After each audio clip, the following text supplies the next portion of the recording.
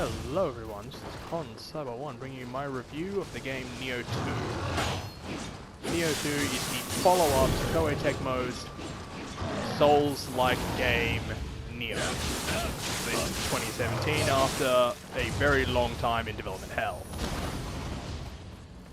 But when it was released, it was quite a satisfying game that I felt stood up to its contemporary Dark Souls in its own way, with its Diablo-esque loot system and therefore rewarding gameplay loop. Nioh 2 is a prequel of sorts that follows the story of Hideyoshi, where you, as a playable, customizable protagonist who is a mute, take the place of William Adam, who was the protagonist of the first game.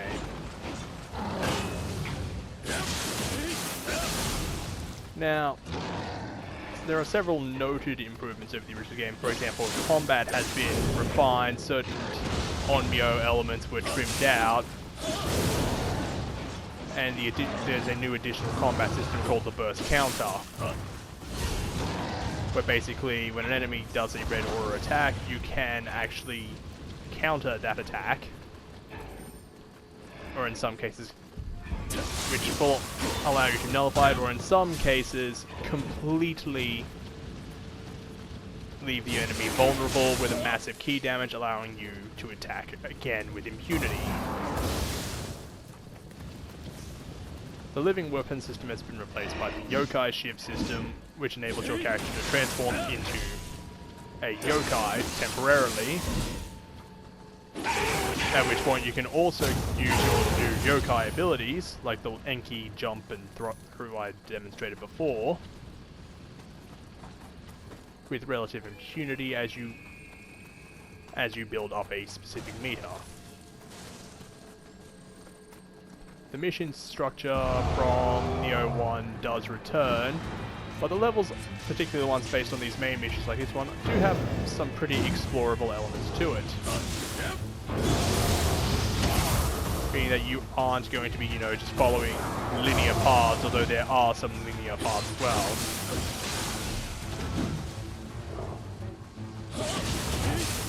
The game's story is separated over several acts and have 3 main missions in them, with the exception of the last act, which only has 2. As I said, it covers basically the story of Hideyoshi is the easiest way to describe it, plus a little extra in that final act.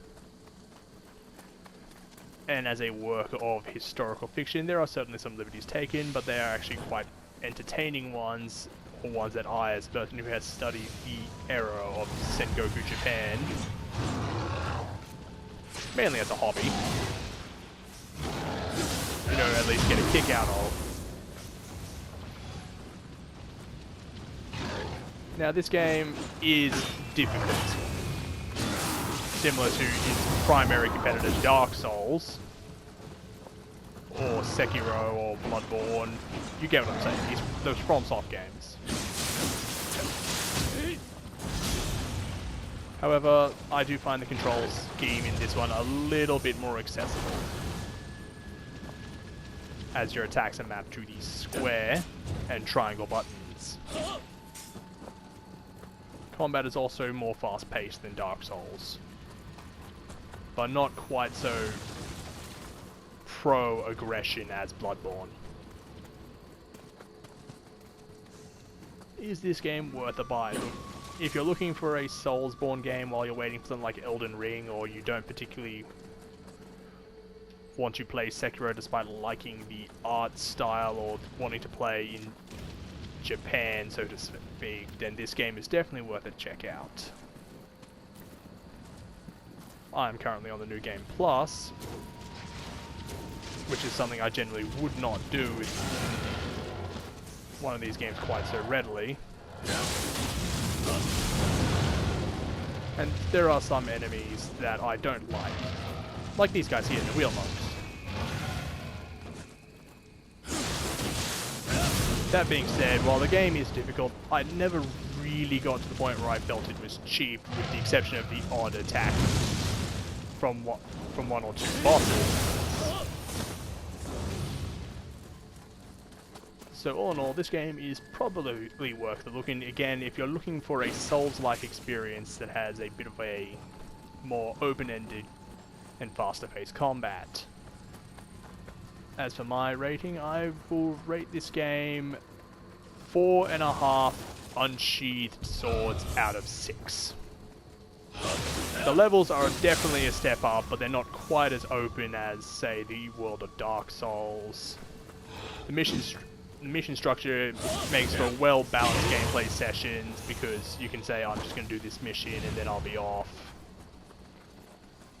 Depending on how hard that mission is, of course.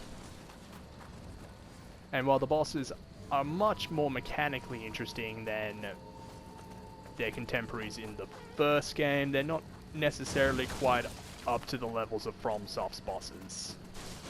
Furthermore, there were some particularly glaring missed opportunities with the story that I would have loved to see, but hopefully they'll show up in the game's upcoming DLC. Speaking of, there is DLC coming, but it is locked behind a Season Pass, but for this kind of game, a Season Pass is generally worth it. So, yeah, that is my thoughts on Nioh 2.